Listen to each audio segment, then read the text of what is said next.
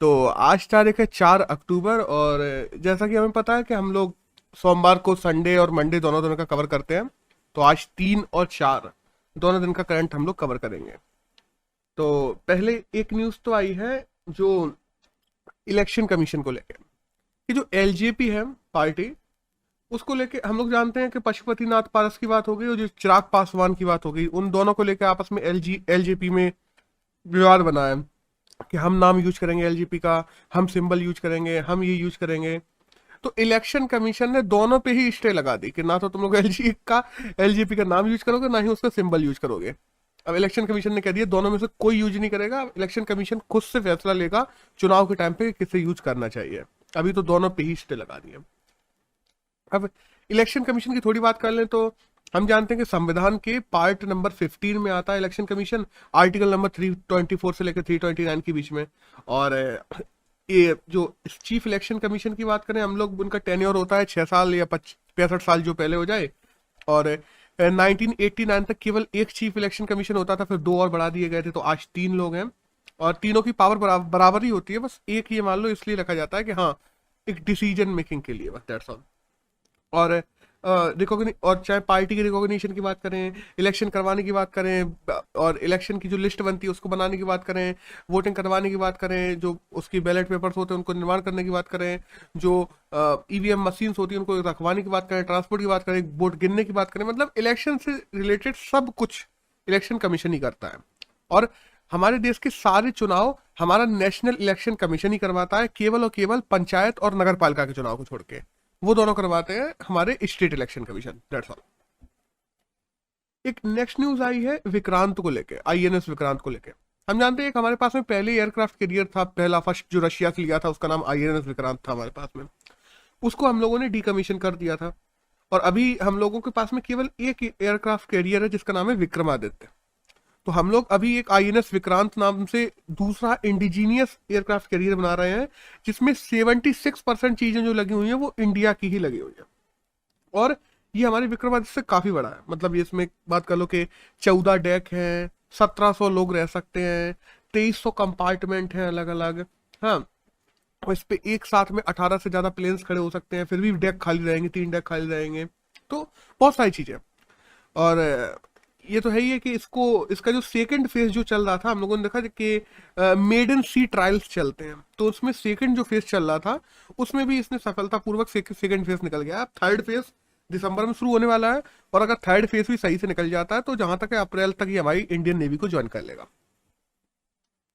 एक next news आई है कर्नाटक को लेकर। छोटी न्यूज है, कर्नाटक के बलारी डिस्ट्रिक्ट से काट कर विजयनगर नाम की एक अलग से डिस्ट्रिक्ट बना दी गई है। विजयनगर हम जानते हैं पहले साम्राज्य हुआ करता था, उसी के नाम पे इन लोगों ने डिस्ट्रिक्ट बना दी है, जो 31st डिस्ट्रिक्ट बन गई है कर्नाटक।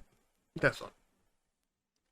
एक नेक्स्ट न्यूज आई है यूएई की, कि जो हम देखते हैं ना ट्रेड ऑयल होता है, यूएई से ज्यादा इंपोर्ट करने के लिए वो हमें सस्ता पड़े, इसके लिए रिलायंस सब्सिडरी इंटरनेशनल एक कंपनी है रिलायंस के द्वारा ही, जो वहां पे लगा दी गई है।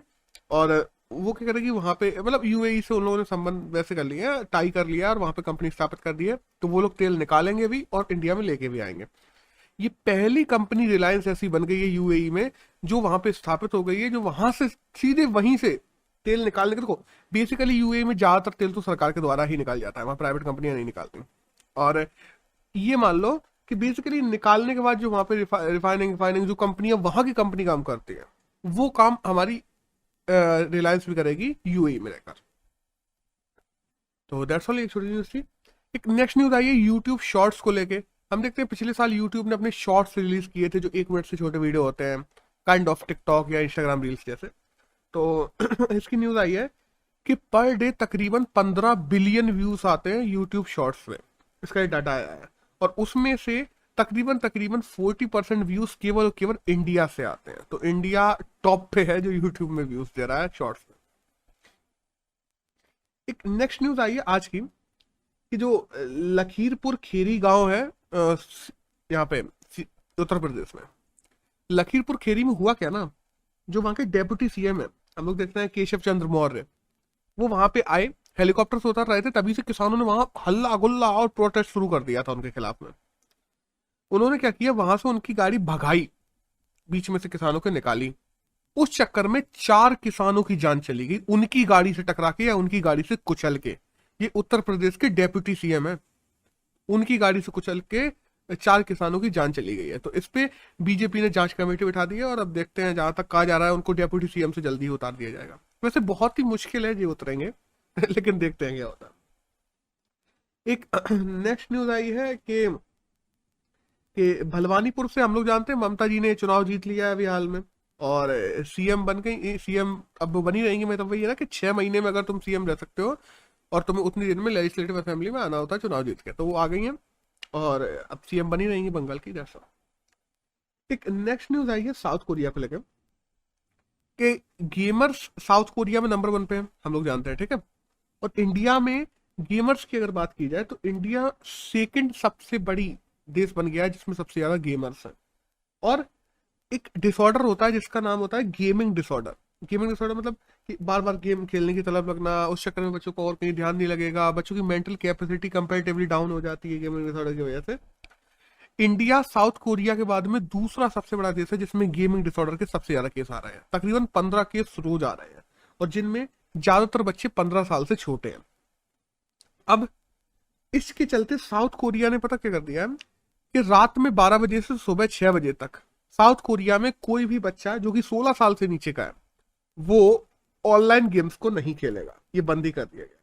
अब देखो प्रॉब्लम क्या है ना, हम देखते हैं फ्री हो रहे हैं ऑनलाइन गेम, इंटरनेट की अफोर्डेबिलिटी बढ़ गई है, मोबाइल चीप हो गए हैं, डाटा चीप हो गया है। इस वजह से बच्चे भी उसकी तरफ और ज्यादा अट्रैक्ट हो रहे हैं और बच्चों के लिए एक्सेसिबल ज्यादा हो गया ना लोगों के लिए, सिंपल सी बात है। और इसी वजह से हम देखते हैं इंडिया में ये केसेस बढ़ते जा रहे हैं। अभी हम लोगों ने देखा था चाइना ने भी वो कर दिया था कि हाँ छुट्टी के दिन पे 6 घंटे और वैसे 3 घंटे से ज्यादा नहीं खेलोगे। और वहीं पे हम देखते हैं साउथ कोरिया ने भी कर दिया है कि रात में बच्चे गेम नहीं खेलेंगे। तो ऐसे मेजर्स इंडिया में भी उठाए जाने जरूरी है बच्चों के लिए। एक नेक्स्ट न्यूज है जो मनोज सिन्हा को लेके आई है, जो हम देखते हैं एलजी है अभी मनोज सिन्हा हमारे जम्मू कश्मीर में हाल में। तो हम देखते हैं ना बाघा बॉर्डर चंडीगढ़ के पास में है, वहां पे बाघा बॉर्डर पे सेरेमनी होती है। ऐसी ही सेरेमनी जम्मू कश्मीर के सुचटेगढ़ बॉर्डर पर एलजी जो मनोज सिन्हा है उन्होंने करवाने का फैसला ले लिया है। तो वहां पे भी ये बॉर्डर सेरेमनी शुरू कर दी जाएगी सुचेतगढ़ बॉर्डर पर। That's all. एक छोटी न्यूज है, हमें याद रखना है कि बाघा बॉर्डर जैसी दूसरी सेरेमनी जम्मू कश्मीर में सुचेतगढ़ में शुरू होने वाली है। एक नेक्स्ट न्यूज है बंगाल से आई है कि असम में एक बंगलो है जो अहोम रूरल, हम लोग जानते हैं कि अहोम रूलर्स से जिन्होंने असम पे राज किया था 150 साल तक सबसे बड़ी डायनेस्टी उनकी रही थी। अहोम रूलर्स की लड़ाई भी हुई थी। अहोम रूलर्स उनमें से माने जाते हैं जिन्होंने मुगलों को 15 से ज्यादा बार हराया था। अहोम रूलर्स ने मुगलों को हराया था 15 से ज्यादा बार। तो वो मुगल भी उन्हें असम से निकाल नहीं पाए, सीधी बात। हाँ एंड में निकाल दिया था, वो बात अलग है। स्टार्टिंग में तो मुगल भी नहीं हिला पाए जब तक वो बने रहे। तो उस वजह से ना वहां पे अहोम रूलर्स ने एक बंगलो बनवाया था, ऐसे लेक साइड बंगलो है। तो हमें बहुत ज्यादा याद नहीं रखना है, केवल ये रखना है कि अहोम रूलर्स जो थे जो असम के हैं उनका 150 साल पुराना एक बंगलो है जिसको रिजनोवेट किया जा रहा है और जिसको हेरिटेज सेंटर के रूप में बनाया जाएगा। और वहां पे अहोम रूलर्स की जो प्रदर्शनी है वो लगाई जाएगी, उनकी तलवारें उनकी चीजें हैं उनको रखा जाएगा। That's all. और ये कहाँ पे बन रहा है? अहोम रूलर्स के लिए जो हम लोग कहना कि प्रदर्शनी बन रही है या उनके लिए जो हेरिटेज सेंटर बन रहा है वो कहाँ पे बन रहा है? तो वो असम में बन रहा है। That's all. एक नेक्स्ट न्यूज आई है जो आई है कि हमारे जो पंपोरा पेपर्स को लेकर, अब ये क्या है पेंडोरा पेपर्स, सॉरी मैं गलत गया, पेंडोरा पेपर्स को लेकर आज ब्रो हर न्यूज पेपर में, चाहे वो द हिंदू हो, इंडियन एक्सप्रेस ने तो इस पे काम किया है। तो इंडियन एक्सप्रेस में तो 70% इंडियन एक्सप्रेस में केवल और केवल पेंडोरा पेपर्स के बारे में ही भरा हुआ है। और पेंडोरा पेपर्स क्या है? जैसे हम देखते हैं पनामा पेपर्स लीक हुआ था, ऐसे ही पेंडोरा पेपर्स लीक हुआ है। और इसमें इतने बड़े बड़े लोगों का नाम आया है, पूछो मत, बहुत लोगों के। चाहे अपन लोग चेक रिपब्लिक की प्राइम मिनिस्टर की बात कर लें, हम लोग जॉर्डन के किंग की बात कर लें, इमरान खान के मिनिस्टर्स की बात कर लें, और पाकिस्तान के तकरीबन 70 लोगों का इसमें नाम है, ठीक है। और इसमें अनिल अंबानी, इंडिया की बात करें तो अनिल अंबानी हुए, जैकी श्रॉफ हुए, सचिन तेंदुलकर हुए, विनोद अडानी हुए। यहाँ पे देखा है अनिल अंबानी मतलब एकदम पैसे ना होने की बात करते हैं, वहां उन पे बिलियंस ऑफ डॉलर की संपत्तियां निकल रही हैं इन सब पेपर्स में, पेंडोरा पेपर्स में। और अजीत केरकर है, उनकी भी निकली है। मतलब बहुत सारे लोग हैं इसमें जो इन्वॉल्व है, और कुछ बड़े नामों में से जो है वो मैंने बता ही दिया। इसमें 380 इंडियन है जो पेंडोरा पेपर्स में इन्वॉल्व है, और 14 ग्लोबल फर्म्स हैं जिन लोगों ने मिलकर ये पेंडोरा पेपर्स को लीक करवाया है, और इसके बारे में पूरा डाटा निकला हुआ है, सब लोगों के नाम लिख लिए हैं, जिनमें तकरीबन 1 करोड़ से ज्यादा डॉक्यूमेंट को जारी किया गया है। वही है ना, अपने बिजनेस प्लान को सीक्रेट रखने के लिए, टैक्स अवॉइड को करने के लिए, मनी लॉन्ड्रिंग करने के लिए लोग क्या करते हैं, जैसे दूसरे देश है जहाँ पे उतने उन पे टैक्सेस वैक्सेस नहीं लग रहे, और कहीं उन्होंने कह दिया कि हाँ हम आपकी संपत्ति रख लेंगे, आप हमारे यहाँ इन्वेस्ट कर सकते हैं और हम टैक्सेस नहीं लगाएंगे, कम लगाएंगे। तो ऐसे देशों को या ऐसी जगहों को टैक्स हेवन कहा जाता है, सीधी बात बोला तो पेंडोरा उनमें से ही एक जगह है जहाँ पे इन लोगों ने अपना इन्वेस्ट कर रखा था, सबका भांडा फोड़ गया है। तो दैट्स ऑल, अब देखते हैं आने वाले समय में क्या होता है। और देखो सच वाली बात बोले, जो इंडियन गवर्नमेंट के ज्यादा प्रो होते हैं, किसी भी गवर्नमेंट के प्रो, उनको तो कुछ नहीं होता, क्योंकि हम लोगों ने देखा था पनामा पेपर्स लीक की बात कर ले, उसमें हमारे मिनिस्टर्स का नाम आया था, अमिताभ बच्चन का नाम आया था, किसी पे ज्यादा कुछ खास हुआ नहीं। देखते हैं आगे क्या होता है। एक नेक्स्ट न्यूज आई है प्रोटेस्ट रैली को लेकर, जो यूएस में अभी हाल में हुई है। यूएस में तकरीबन 10,000 लोगों ने केवल व्हाइट हाउस के सामने रैली की है, और यूएस के तकरीबन 600 अलग अलग सिटीज में रैलियां हुई हैं अबॉर्शन राइट्स को लेकर।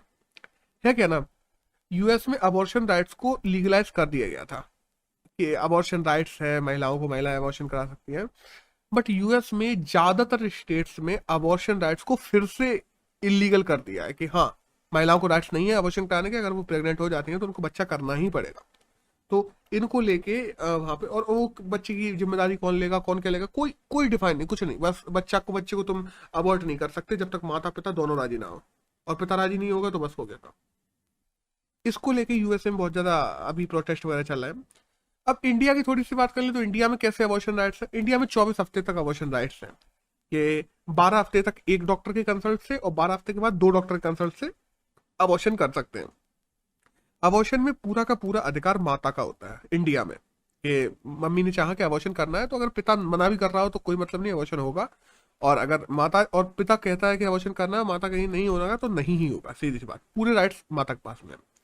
और हमारे यहाँ इंडिया में 24 हफ्ते से ऊपर अबॉर्शन हो सकता है क्या? हाँ हो सकता है, लेकिन उसके लिए क्राइटेरिया अलग है। तुम्हें हाई कोर्ट या सुप्रीम कोर्ट से परमिशन लेनी पड़ेगी, और फिर उसके लिए बहुत ही मैसिव क्राइटेरिया ही होने चाहिए जो डॉक्टर्स प्रूवन हो तभी। एक नेक्स्ट न्यूज आई है जायडस कैडिला को लेके। हम लोगों ने देखा ना कि जायडस कैडिला जो दुनिया की पहली डीएनए वैक्सीन बन गई है, इंडिया की वैक्सीन गुजरात की कंपनी ने बनाई है, और जो 12 साल से ऊपर के बच्चों को लगेगी। उस वैक्सीन का प्राइस 1900 रुपए रखने की बात की जा रही है। तो 1900 रुपए प्राइस होगा जायडस कैडिला का, और इसके 3 डोज लगाए जाएंगे सबको, 3 डोज की वैक्सीन है ये। तो अभी इंडियन गवर्नमेंट है, ये नेगोशिएशन में चल रही है। इंडियन गवर्नमेंट का कहना है कि 1900 तो बहुत ज्यादा है, इसको कम किया जाना चाहिए। तो इसकी बात चल रही है, अब देखते हैं आगे क्या होता है। एक नेक्स्ट न्यूज है डूरंड कप को लेके। हम देखते हैं इंडिया में वो रोहित बागान कप हुआ या डूरंड कप हुआ, यही मेन कप है जो फुटबॉल के लिए होता है। तो अभी जो मोहम्मदन स्पोर्टिंग है उसको हराकर जो एफसी गोवा है, तो गोवा ने इस साल का डूरंड कप जीत लिया है, दैट्स ऑल। एक नेक्स्ट न्यूज आई है मित्र शक्ति को लेके। मित्र शक्ति क्या है? इंडिया और श्रीलंका की मिलिट्री के बीच में बायलैटरल एक्सरसाइज है। पिछले साल हम लोगों ने देखा था मित्र शक्ति यहाँ पे पुणे में हुई थी हमारे, और इस साल मित्र शक्ति हम लोग श्रीलंका के काठमांडू में करने वाले हैं, दैट्स ऑल। बस एक छोटी न्यूज है। एक नेक्स्ट न्यूज आई है एशियन टेबल टेनिस चैंपियनशिप को लेकर। जो एशियन टेबल टेनिस चैंपियनशिप है उसमें इंडिया को ब्रॉन्ज मेडल मिल गया है, और बस 1926 से ये चैंपियनशिप शुरू की गई थी, हर साल कराई जाती है। एशिया के देश इसमें भाग लेते हैं, और इंटरनेशनल टेबल टेनिस फेडरेशन है जो ITTF है, वो इसको ऑर्गेनाइज करवाती है, दैट्स ऑल। एक नेक्स्ट न्यूज है यहाँ पे वेस्ट बंगाल को लेकर, कि वेस्ट बंगाल हम देखते हैं जो सस्टेनेबल अर्बन सर्विस प्रोग्राम है, ये कहाँ पे चलाया जा रहा है? पहली बात तो चेन्नई में चलाया जा रहा है। तो 2 लोग हैं, एक तो वेस्ट बंगाल हुई। वेस्ट बंगाल का तो बहुत छोटा सा ही चंक है, इतना वेस्ट बंगाल के बारे में हमें याद भी नहीं रखना है एग्जाम के हिसाब से, हमें याद रखना है वर्ल्ड बैंक के बारे में। तो World Bank sustainable urban service program के लिए चेन्नई के लिए तमिलनाडु को तकरीबन $150 मिलियन का लोन दे रही है वर्ल्ड बैंक। थोड़ा सा उसमें 2-3 मिलियन वेस्ट बंगाल का भी है, बट वो उतना याद नहीं रखना चीज बात। और हाँ, एक चीज और याद रखनी है by the way, world bank ने अभी हाल ही में, हम लोगों ने पिछले महीने पढ़ा था कि मेघालय को भी 40 मिलियन का लोन दिया था। तो जो अर्बन सर्विसेज हैं, क्योंकि अर्बनाइजेशन हो रहा है धीरे धीरे, देखते हैं हम लोग, मेगा सिटी बन रही है, चेन्नई बहुत बड़ी सिटी बनती जा रही है। तो उस अर्बनाइजेशन को सस्टेनेबल तरीके से करने के लिए वेस्ट बंगाल के द्वारा लोन दिया गया है थोड़ा बहुत। और ज्यादा, अगर मैं हमें वेस्ट बंगाल याद नहीं रखना है, बार बार बोल रहा हूँ बाय द वे, हमें याद रखना है कि जो वर्ल्ड बैंक है उसने कितना लोन दिया है। तो उसने $150 मिलियन दिया है चेन्नई को, और इससे पहले दिया था मेघालय को $40 मिलियन। That's all. एक नेक्स्ट न्यूज आई है भारत पवेलियन को लेकर। हम देखते हैं दुबई एक्सपो में अभी भारत पवेलियन नाम से हम लोगों ने जो क्लाइमेटिक ब्लॉक है उनको लॉन्च किया है, जो इंडिविजुअल क्लाइमेटिक ब्लॉक है उनको लॉन्च किया है। वो दुबई एक्सपो चल रहा है इस समय, तो उसमें इंडिया के द्वारा भारत पवेलियन लॉन्च किया गया है। दैट्स ऑल, बस एक छोटी सी न्यूज, दैट्स ऑल। जिसमें 600 इंडिविजुअल क्लाइमेटिक ब्लॉक है, जो कि समय के साथ में या क्लाइमेट के हिसाब से अपने रंग वंग बदलते हैं, that's all। और डिजाइन बनाते हैं। बाय द वे उसकी फोटोज इंटरनेट पे मैं देख रहा था, काफी अच्छी फोटोज थी। एक नेक्स्ट न्यूज है, अब यहाँ से अपनी न्यूज खत्म होती है बाय द वे, यहाँ से एडिटोरियल शुरू हो रहे हैं। तो यहाँ से पहला एडिटोरियल आया है इंडिया चाइना की रिलेशनशिप को लेकर। देखो, हम देखते हैं नेशनल सिक्योरिटी की बात हुई, टेरिटोरियल एक्टिविटीज की बात हुई, ये प्रॉब्लम इंडिया और चाइना के बीच में बनी हुई है पिछले 2 साल से। हम लोग देख रहे हैं, चाहे हम लोग बात करना, लगातार लगातार इंडिया और चाइना के बीच में प्रॉब्लम्स चलती ही आ रही, और वो प्रॉब्लम्स रिजॉल्व होने का नाम नहीं ले रही। हम लोग केवल मैनेज कर रहे हैं। मैनेज की जरूरत नहीं, अब समाधान की जरूरत है। अगर तुम लोगों को 21st सेंचुरी में प्रोएक्टिव रोल निभाना है, तो वही है ना, मैनेज करना किसी भी समस्या को, उस समस्या को बनाए रखना होता है। और वो समस्या कब फूट के बाहर निकला है हमें नहीं पता। ये नॉर्मल लाइफ में भी अगर हम किसी चीज को मैनेज कर रहे हैं ना, वो समस्या का समाधान नहीं है। ऐसे ही इंडिया और चाइना के बीच में हमें समाधान की जरूरत है, मैनेज की नहीं। हम देखते हैं इंडिया चाइना के जो मिलिट्री कमांडर है उनकी 13th राउंड की मीटिंग होने वाली है अगले हफ्ते। पिछले महीने 12 राउंड की मीटिंग हुई थी। 12 राउंड की मीटिंग के बाद से हम लोग देखते हैं कि चाइना ने भी वहां पे डिप्लॉय करना शुरू कर दिए थे अपने मिलिट्री इक्विपमेंट्स वगैरह, ये सब चीजें बढ़ाना शुरू कर दी है। इंडिया ने भी यहाँ से हम देखते हैं टैंक वगैरह डिप्लॉय कर दिए हैं। तो ये क्या हो रहा है?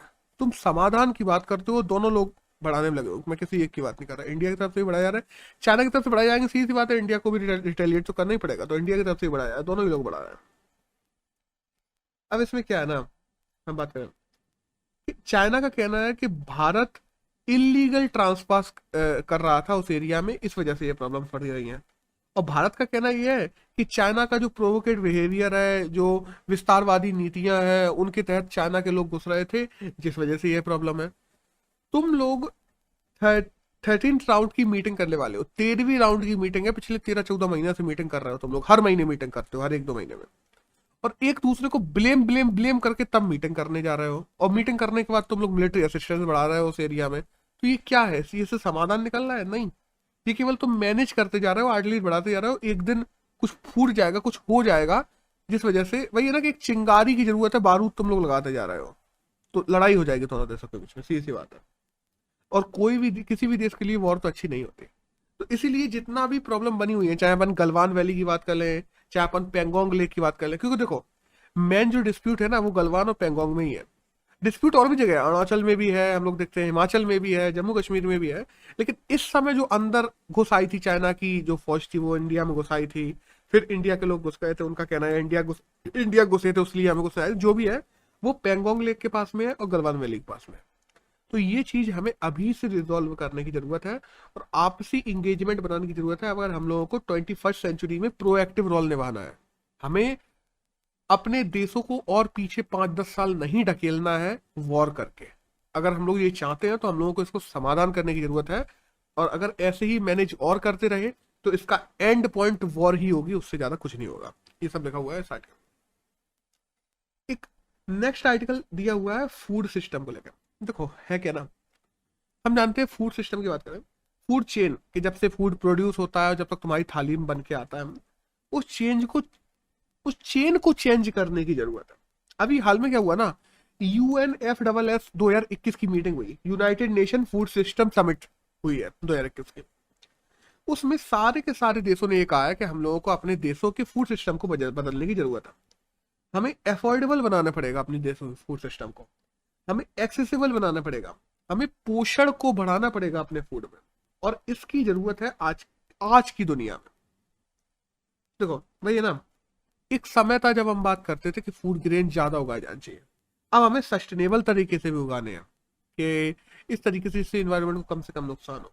हमें फूड ग्रेन ज्यादा भी उगाने हैं जिससे लोगों को खाना मिल सके, हमें सस्टेनेबल तरीके से भी उगाने हैं, हम लोगों को उनको प्रोसेस भी सस्टेनेबल तरीके से करना है कि कई बार प्रोसेसिंग में फूड के न्यूट्रिएंट्स कम हो जाते हैं। पता पड़ा फूड को तुमने प्रोसेस किया, प्रोसेस के बाद में फूड के जो ऐसे मल्टीविटामिन थे, न्यूट्रिएंट्स थे, प्रोटीन्स थे, वो प्रोसेस में ही निकल गए, बाहर हो गए, फिर जो मिल रहा है उसमें 10% न्यूट्रिएंट्स बचे हैं, 90% तुमने धो के निकाल दिया। तो इन चीजों को भी हमें देखना है, हमें अफोर्डेबिलिटी को देखना है, हमें एक्सेसिबिलिटी को देखना है, हमें ट्रांसपोर्टेशन को देखना है, हमें अपने वेयर हाउसेस को भी देखना है। हमें हर चीजों को एक नए तरीके से देखना शुरू करने की जरूरत है। कुछ डाटा भी दिया होगा इस एडिटोरियल में कि पिछले 2 साल में हम देखते हैं, कोरोना की जब से प्रॉब्लम आई है, तकरीबन 816 मिलियन ऐसे लोग हैं पूरी दुनिया में जिन लोगों को पोषण आहार नहीं मिल पा रहा। मतलब जो लोग भूखे हैं, भूखे काइंड ऑफ भूखे का मतलब ये है कि इन लोगों को पोषण आहार नहीं मिल पा रहा, जो इन लोगों को मिलना चाहिए, न्यूट्रिएंट फूड नहीं मिल पा रहा। और यहाँ पे इंडिया की तरफ से ये बात भी की गई कि देशों को इंडिया से सीखने की जरूरत है। हम देखते हैं लाल बहादुर शास्त्री जी के समय पे 1965 में, जब लाल बहादुर शास्त्री जी ने कहा था कि हम लोगों को एक समय खाना खाना चाहिए क्योंकि हमारे पास में पैसा नहीं है और हमारे पास में फूड नहीं है, फूड ग्रेन उतना नहीं है, और जब हम बाहर के देशों से मंगाते थे तो वो लाल गेहूं भेज देते थे, वो किसी ने भूला नहीं है अभी तक। और हम फूड नेगेटिव से आज फूड सरप्लस में आ गए हैं। आज हम लोग दूसरे देशों को भेजते हैं, अपने फूड सप्लाई करते हैं, हम चावल भेजते हैं, हम दालें भेजते हैं, ये सब चीजें हम लोग यहाँ से एक्सपोर्ट करते हैं। दुनिया को इंडिया से सीखना चाहिए इन चीजों को लेकर कि फूड उगाना कैसे है, फूड को और ज्यादा बढ़ाना कैसे है, क्योंकि आज भी काफी देशों में सस्टेनेबिलिटी की प्रॉब्लम बनी हुई है। इंडिया है जो अपने फूड की प्रॉब्लम नहीं है, जिसमें इंडिया खुद का फूड खुद से उगा लेता है, बाहर से अलग अलग प्रोडक्ट मंगाने पड़ते हैं, डाइवर्सिफाइड प्रोडक्ट मंगाने पड़ते हैं। क्योंकि देखो डाइट में डाइवर्सिटी होना जरूरी है, मैं मानता हूं, बट इंडिया में फूड की कमी नहीं है। डाइवर्सिटी की कमी हो सकती है एक बार, मतलब डाइवर्सिटी भी है लेकिन डाइवर्सिटी कम है, उसको और ज्यादा प्रोड्यूस करने की जरूरत है जिसको सबको वो डाइवर्सिफाइड फूड मिल सके, तो उसकी कमी है, तो उसके लिए हमें इंपोर्ट करना पड़ता है मे बी। बट बहुत सारे देश हैं जिनमें आज तक अभी भी फूड की कमी है, तो उनको इंडिया से बहुत कुछ सीखना चाहिए। आज हमें डाइट में डाइवर्सिटी की जरूरत है, हमें डाइट में न्यूट्रिशन की जरूरत है, हमें हेल्थ आउटकम्स को देखने की भी जरूरत है। जिन देशों ने, जैसे इंडिया जैसे देश है जिनके पास में पर्याप्त फूड है, उन्हें अपने ट्रांसपोर्ट, उन्हें अपने लॉजिस्टिक्स, उन्हें अपने लॉजिस्टिक्स नहीं, उन्हें अपने ट्रांसपोर्ट, उन्हें अपने भंडारण, इन सब चीजों पर ध्यान देने की जरूरत है। ग्लोबल हंगर की जो कंडीशंस हैं वो अलार्मिंग है, वो लगातार बढ़ रही हैं, जिन पे हम ये भी देख रहे हैं कि फूड वेस्ट हो रहा है। जिनके पास में, देशों के पास में फूड है भी, वो अपने फूड का 30% 20% तो वेयर हाउसेस में वेस्ट कर देते हैं। इंडिया जैसे देश, इंडिया में तकरीबन 35% फूड केवल वेयर हाउसेस में, ट्रांसपोर्टेशन में खराब हो जाता है, बर्बाद हो जाता है, जो कि अगर हर इंसान तक पहुंचे तो सारे इंडिया का कोई भी इंसान ऐसा ना बचेगा जो भूखा सो रहा हो। इन चीजों को हमें सही करने की जरूरत है। हमें अपने ट्रांसपोर्टेशन पे, हमें अपने ट्रांसपोर्टेशन के वे हुए, कंज्यूम के वे हुए, प्रोड्यूस के वे हुए, इन्वायरमेंटल वेस्ट, फूड सिक्योरिटी में इन सब चीजों को जोड़ने की जरूरत है। हमें हम ये जानते हैं कि ग्लोबल पॉपुलेशन में 1/10 of global population under nourished है, उसमें स्टनिंग की प्रॉब्लम है, उसमें हम देखते हैं मतलब बहुत सारी प्रॉब्लम्स ऐसी ऐसी आ रही हैं, खून की कमी है, एनीमिया है। इन सब चीजों को सही करने के लिए हमें आज से काम करना जरूरी है, नहीं तो आगे ये चीजें और ज्यादा बढ़ती जाएंगी, और कोरोना में इन चीजों को वैसे भी ऑटोमेटिकली और बढ़ाया ही है। वही हम देखते हैं कि इंडिया, जब हम बात करते हैं ना कि इंडिया हंगर इंडेक्स में 94th नंबर पे आता है, इसका मतलब ये नहीं है कि इंडिया में लोग भूखे हैं, इसका मतलब ये है कि इंडिया में लोगों को न्यूट्रिशनस फूड की कमी है। हमारे यहाँ की सरकार, हमारे यहाँ के नागरिक, हमारे यहाँ के सामाजिक कार्यकर्ताओं को भी मिलकर इन चीजों को काम करने की जरूरत है, क्योंकि वही है ना, पेट भरा होता है तभी दुनिया में शांति आती है, वरना शांति बनी रहती है। और इस शांति भी लाने के लिए हमें लोगों के पेट भरने की जरूरत है, और हमारे देश को सुदृढ़ बनाने के लिए और उसको आगे बढ़ाने के लिए, हमें डेवलपमेंट के लिए भी अच्छे लोगों की जरूरत है, अच्छे माइंड की जरूरत है। और अच्छा माइंड तभी होगा जब लोगों को पेट भरा होगा, सीधी सी बात है। तो दैट्स ऑल, बस यही सब लिखा हुआ था कि फूड सिस्टम में क्या क्या चेंजेस करनी चाहिए, क्या क्या नई चीजें हैं। अब केवल हमें उगाने पर गौर नहीं करना है, अब हमें और भी चीजें हैं जिन पर ध्यान देने की जरूरत है। एक नेक्स्ट जो खबर आई है वो आई है जो कम्युनिटीज के बीच में बढ़ती हुई दरार को लेकर। देखो हुआ क्या ना, कोविड-19 आया, उसमें जो संयम की बात होती है ना, जो मार्जिनल लोग हैं, जो गरीब लोग हैं, उन लोगों में से कई लोगों का संयम टूटता हुआ दिखाई दे रहा है। रिलीजियस कम्युनिटीज को टारगेट करके लोग अपने भाषण दे रहे थे, जिन्होंने इन रिलीजियस कम्युनिटीज के बीच में और ज्यादा दरारें बढ़ा दी है। क्या जाता है ना कि हम देखते हैं कि इंडिया में ये भी कहा गया कि ये एक पर्टिकुलर रिलीजन है, इसके लोगों ने कोरोना को ज्यादा फैलाया है, तो दो लोगों में और ज्यादा कम्युनल डिवाइड आ गया। ये डिवीजन टेंडेंसी, ये हेट हेट स्पीच, इन सबको कैसे रोका जा सकता है? इसमें एडिटोरियल में यही लिखा हुआ है कि इन सबको रोकने के लिए एक सिंगल सी चीज है, उसको कहते हैं एजुकेशन। जब हम लोगों को एजुकेट करते हैं, लोगों में रिस्पेक्ट आती है दूसरों के प्रति, लोगों में responsibility, sincerity, tolerance, scientific temperament आता है, जिससे लोग जो रेसिज्म है या जो अलग अलग रेशियल ग्रुप्स के प्रति हेट्रेड है लोगों में, वो कम होती है। आत्मविश्वास की भावना, वही करना कि या तो किसी पे अति विश्वास करना, वो तुम्हारे अंदर वैमनस्य को बढ़ा देता है, और वो वैमनस्य आगे जाके देश को बढ़ने से रोकता है।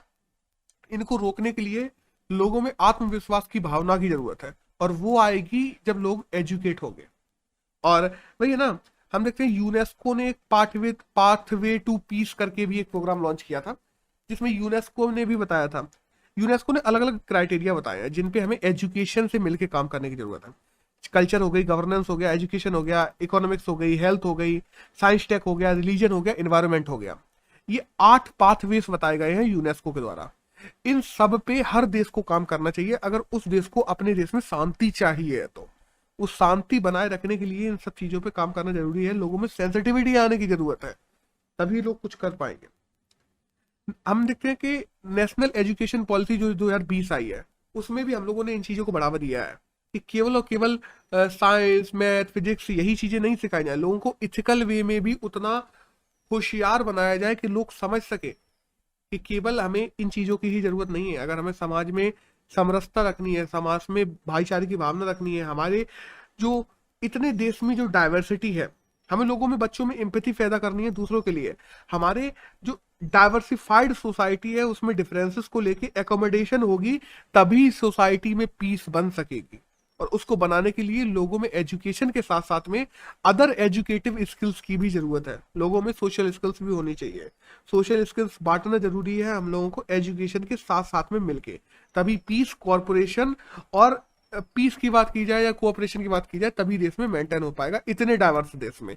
वरना अगर लोग केवल अपनी रिलीजियस कम्युनिटी को लेकर टारगेट करते रहेंगे, हेटरेट फैलाते रहेंगे, उनके बीच में जिनमें एजुकेशन नहीं है, क्योंकि सीरियस बात है, जिनमें एजुकेशन है उनमें तो रिस्पेक्ट, रिस्पॉन्सिबिलिटी, सिंसियरिटी, ये सब चीजें होती हैं। जिनमें नहीं है उनमें ये चीजें फैलाना और आसान हो जाता है ऐसे लोगों के लिए। तो ऐसी चीजों को हमें इंडिया में बैन करना चाहिए, ऐसी चीजों को रोकने की तरफ सरकार को काम करनी चाहिए, और लोगों में एजुकेशन को बढ़ावा देने के लिए काम करना चाहिए, जिससे हम अपने ऐसे डाइवर्सिफाइड देश में पूरे देश को साथ में लेके एक साथ में बढ़ सके आगे। तो दैट्स ऑल। अगर हम बात करें कि 3 और 4 अक्टूबर के करंट में, तो यही सब था जो हमारे एग्जाम के लिए जाना यही था। That's all.